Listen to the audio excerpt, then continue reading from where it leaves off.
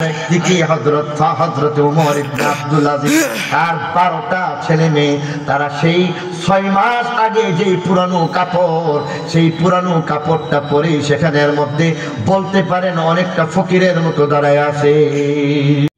সব সময় দেখা গেছে সালফে সালেহিনের জামানার পরে বর্তমান সময়ের মধ্যেও যদি আমরা লক্ষ্য করি, দেখব মুসলমানদের আমল যদি ভালো হয়ে যায় তাহলে মুসলমান শান্তিতে বসবাস করতে পারে।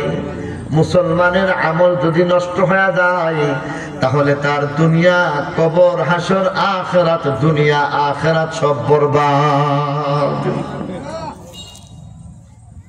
কথা তোমাকে বলতে আমি ডাকছি। বাদশাকে এবার বলতেছে কি সেই কথা? বাদশাহ ওই লোকটাকে আবার বললেন, শোনো, যখন গ্রামের মধ্যে যাইবা, গ্রামের মানুষ থেকে যখন তুমি লবণ নিবা, সামান্য লবণ, তবে সেই লবণটা কিন্তু বিনা পয়সায় আনবা না, বরং পয়সার বিনিময়ে তুমি লবণটা নিয়ে আসবা, সাবধান, মাগনা আনবা না। এবার সিপাহী হুজুর, লবণের টেহা লাগে, লবণ তো এখনো তেমন কিছু বেশি দাম না, আমার কথা বুঝেননি? লবণ তো এখনো একজনের কাছে বললে যে ভাই একটু লবণ দেও, টাকা নিব। আর সেই কালে তখন তো অনেক জিনিস সস্তা ছিল, অনেক জিনিস এমনিতেই দিয়ে দিত। সিপাহী আবার বলতেছেন, বাচ্চা লবণের জন্য আবার টাকা, লবণ যত মনে চাই ততই মানুষের কাছে চাইলেই দিয়া দেয়। বলে না না, চাইলে দিবে, তবে আমি বাদশা হইয়া বিনা পয়সায় লবণ গ্রহণ করতে পারি না। কেন কেন? এবার বলতেছেন, শুনো, আজকে আমার নাম ভাঙ্গাইয়া তুমি যদি সামান্য লবণ নিয়ে আসো, আরেকদিন তোমার মতো কোনো একজন সেনাপতি তারা বাজারের মধ্যে গিয়া কাহারো বাড়ি ঘর থেকে গরু মহিষ নিয়ে আসবে আর বলবে বাচ্চার জন্য নিয়ে যায়। আসেনি এমন অবস্থা? দেখবেন আরে থানার থেকে লোক আইছে, বাড়ি আর ওর জন্য টাকা লাগতো, থানার থেকে লোক আসছে, সেখানে মধ্যে তো আর টাকা লাগে না, অফিসার চাইছে। না না, এখানে সবাই সতর্ক থাকতে হইবে। আব্দুল মালিক ইবনে মারওয়ান ইনসাফ প্রতিষ্ঠা করতে পারে নাই, মারওয়ান ইনসাফ প্রতিষ্ঠা করতে পারে নাই।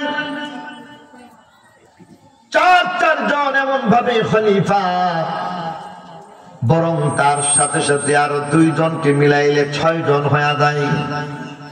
এই 6 জন খলিফা ইনসাফ প্রতিষ্ঠা করতে পারে নাই। জুলমের কারণে অবস্থার পরিণতি বরণ করা লাগছে।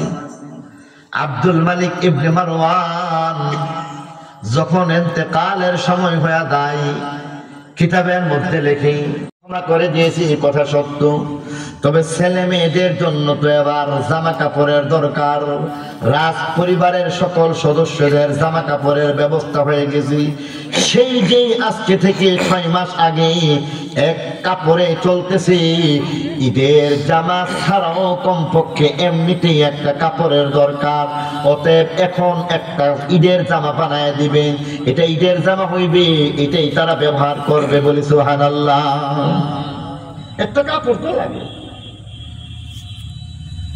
হযরত ওমর এবার বলতেছেন, ফাতেমা টাকা কোত্থেকে পাইব? হযরত ওমর ফাতেমার সামনে বলতেছেন, আমার সাথে তো টাকা নাই। বলে দিতেছেন, কেন কেন? টাকার ব্যবস্থা তো একটা করতেই হইবে। বলে না না, টাকার ব্যবস্থা তো আমার কাছে হয় না, কারণ আমাদের 14 জনের খাবারের পরে একটা কানা পয়সা পর্যন্ত অবশিষ্ট থাকে না। যেখানে একটা কানা পয়সা থাকে না, সেখানে কাপড় কি করে বানাই? হযরত ফাতেমা ওমরের স্ত্রী বলতেছেন, আমার কাছে একটা ব্যবস্থা আছে, একটা কাজ করো। একটা কাজ করা যায়, বাইতুল মাল থেকে অগ্রিম বেতন নিয়ে নিবা। বাইতুল মাল থেকে অগ্রিম বেতন নেওয়ার পরে এই টাকা দিয়া জামার ব্যবস্থা হয়ে যাইবে।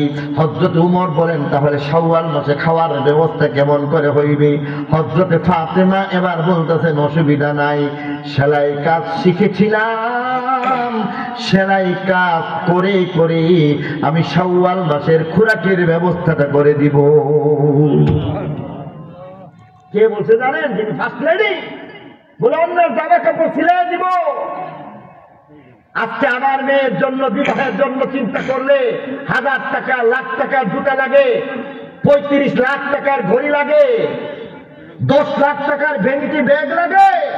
ও মুসলমান, ফার্স্ট লেডি যার বাবা ছিলেন রাষ্ট্রপতি, যার দাদা ছিলেন রাষ্ট্রপতি, তার এক ভাই সুলাইমান ছিল রাষ্ট্রপতি, হিশাম ছিল রাষ্ট্রপতি, ইয়াজিদ ছিল রাষ্ট্রপতি, ওয়ালিদ ছিল রাষ্ট্রপতি, নিজের স্বামী বর্তমান রাষ্ট্রপতি ওমর ইবনে আব্দুল আজিজ, উনি কইতেছে অন্যের বাড়িতে কাপড় সেলাই করে খোরাকির ব্যবস্থা করবে।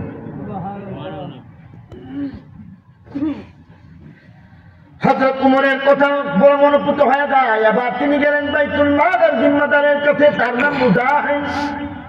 ডাক দিয়া বললেন, ভাই মুজাহিদ, বাচ্চাদের তো জামার ব্যবস্থাটা করা হয় নাই, বাচ্চাদের জামা কাপড়ের জন্য একটা ব্যবস্থা করা লাগবে।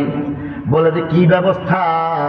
এবার তিনি বলতেছেন, শুনো, রমজান মাসের বেতন তো নিয়ে নিলাম, শাওয়াল মাসের বেতনটা তুমি অগ্রিম দিয়া দিবা। শাওয়াল মাসের বেতনটা যখন আমি নিয়ে নিব, এই শাওয়াল মাসের বেতন দিয়া তাদেরকে জামা কাপড় বানায় দিব। আর শাওয়াল মাসের মধ্যে তোমার কাছে কোনো ধরনের বেতন চাইব না, কারণ আমার বিবি তার খোরাকের জন্য ভিন্ন ব্যবস্থা করে রাখছি। মুজাহিদ বললেন, বসেন বসেন, আমি আসছি, টাকাটা নিয়ে আসতেছি। বাইতুল মালের মধ্যে প্রবেশ করলেন, সেখান থেকে বেতন সমপরিমাণ টাকা নিলেন। শাওয়াল মাসের বেতন সমপরিমাণ টাকা শুধু নিয়ে আসলেন এমন না, বগলের নিচে রাখলেন। তার আগে সাদা একটা কাপড়, কাগজ একটা সামনে মেলে ধরলেন, হাতের মধ্যে কলম, আর কলমের মধ্যে বলে দিলেন, এই কাগজটার মধ্যে বাদশাহ আগে আপনি লিখে দিবেন শাওয়াল মাস পর্যন্ত আপনি বেঁচে আছেন, এই গ্যারান্টি দিয়া লিখে দেওয়ার পরে দস্তখত করবেন, টাকা রাখছি, তারপরে আপনি টাকা নিয়ে যান, কোনো আপত্তি নাই। মুসলমান,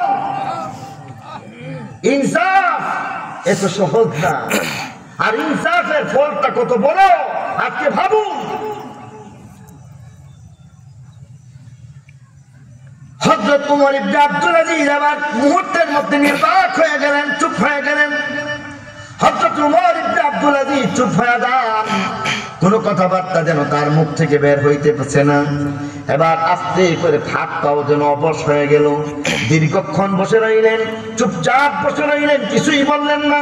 এক পর্যায়ে উঠে গেলেন, বাড়িতে গেলেন, যাওয়ার পরে বিবিকে বললেন, শুনো হে ফাতেমা, আমি আমার বাচ্চাদেরকে জামার ব্যবস্থা করে দিতে পারলাম না, কারণ আমি আমার আল্লাহর সামনে হাজির হওয়া লাগবে, আমাকে আল্লাহর সামনে জবাব দেওয়া লাগবে। অতএব আমি কতদিন বাঁচবো কি বাঁচবো না তার গ্যারান্টি আমি দিতে পারি না। বাচ্চাদেরকে বলে দিও আমি তাদের বাবা হইলাম, কিন্তু ঈদের জামা পর্যন্ত বানায় দিতে পারলাম না। ঈদের দিনের অবস্থাটা কেমন হয়ে যায়? ঈদের দিনের অবস্থা যেমন বাইতুল মালের ঈদের মধ্যে দেখা গেছে রাজপ্রাসাদের মধ্যে, সেখানের মধ্যে বসে রয়েছেন হযরত উমর ইবনে আব্দুল আজিজ। রাজকীয় মেহমান, কূটনৈতিক মেহমান, বিদেশি মেহমান আসতেছে, দলে দলে সবাই সৌজন্য সাক্ষাৎ করে গেলেন, সবাই সৌজন্য সাক্ষাৎ শেষ করে ফেললেন। এবার রাজ পরিবারের সকল সদস্যদের পালা, একদিকে ছেলেরা, একদিকে মেয়েরা, একদিকে রাজ পরিবারের ছেলে মেয়েরা দাঁড়াচ্ছে, একদিকে রাজ পরিবারের বড়রা আসছে, সবাই যার যার মতো সাক্ষাৎ করতেছে। রাজ পরিবারের ছেলে মেয়েরা যখন এবার সামনে আসলো, আসার পরে এবার দেখতেছে একদিকে দামি জামা, শাহী লেবাস পরিহিত অবস্থার মধ্যে রয়েছেন প্রত্যেকটা রাজ পরিবারের সদস্য। আরেকদিকে হযরত উমর ইবনে আব্দুল আজিজ আর 12টা ছেলে মেয়ে, তারা সেই 6 মাস আগে যেই পুরানো কাপড় সেই পুরানো কাপড়টা পরে সেখানের মধ্যে বলতে পারেন অনেকটা ফকিরের মতো দাঁড়ায় আছে। হযরত ওমরের বরদাস্ত হইল না, ডান দিকে তাকাইলো, বাম দিকে তাকাইলো, ডান দিকে তাকাই জকবক শাহী লেবাস, বাম দিকে তাকাইছে, আহারে আজকে তো আমার বাচ্চাদেরকে কাপড় পর্যন্ত দিতে পারলাম না। হযরত ওমর সঙ্গে সঙ্গে 2 ফোঁটা চোখের পানি তার যে মুখে তার চোখ দিয়ে টপ টপ করে পড়তে শুরু করলো।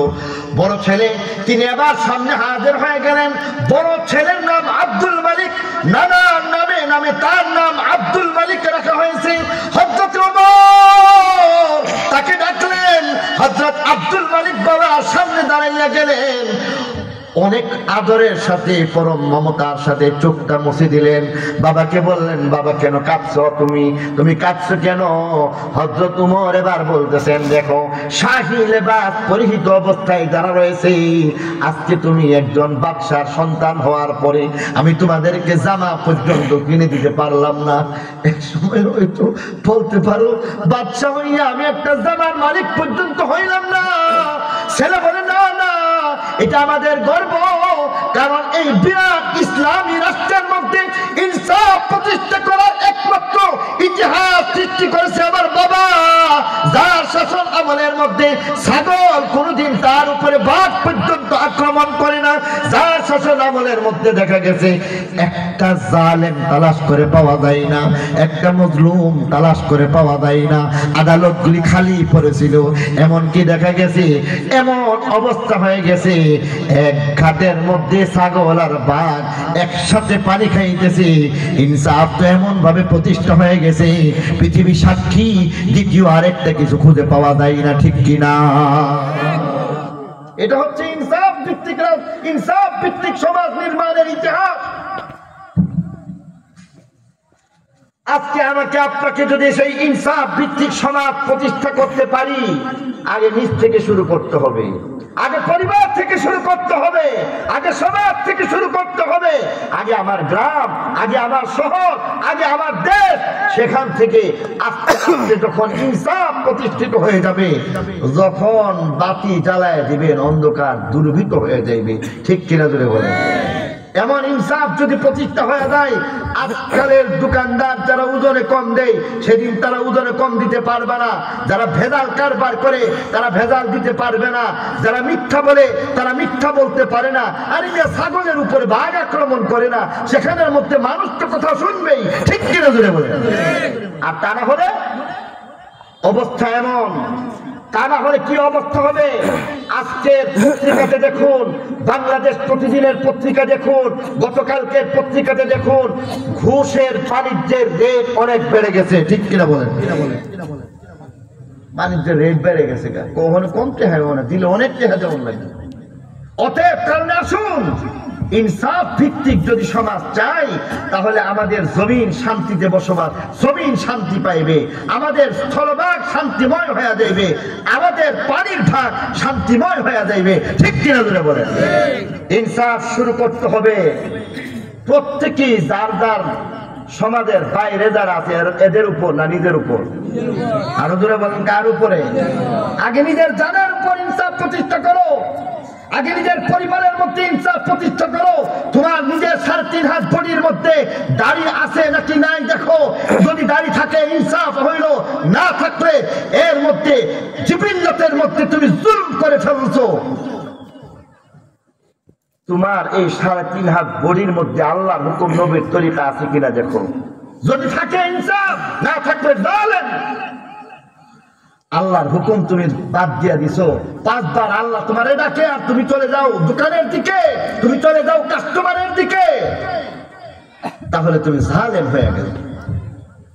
মেরে মুহতারাম দোস্ত বুজুর্গ, ইনসাফ ভিত্তিক সমাজ বিনির্মাণে ইসলাম, এই পর্যায়ে আপনাদের সামনে সংক্ষিপ্ত কিছু কথা বললাম। খুব ভালো ছিল যদি আমাকে আগে থেকে বিষয়টা জানিয়ে দেওয়া হতো। আমি দুঃখিত, যে আসলে এই বিষয়ে পড়াশোনা না করে আগের আলোচনার উপর ভিত্তি করে আপনাদের সামনে কিছু কথা বলতে হয়েছে। যা বললাম সব কয়টা কথার উপর আমাকে আপনাকে সকলকে আমলের তৌফিক দান করুক। সুবহান রাব্বিকা রাব্বিল ইজ্জাতি আম্মা ইয়াসিফুন ওয়া সালামুন আলাল মুরসালিন ওয়ালহামদুলিল্লাহি রাব্বিল আলামিন। আসসালামু আলাইকুম ওয়া রাহমাতুল্লাহি ওয়া বারাকাতুহু।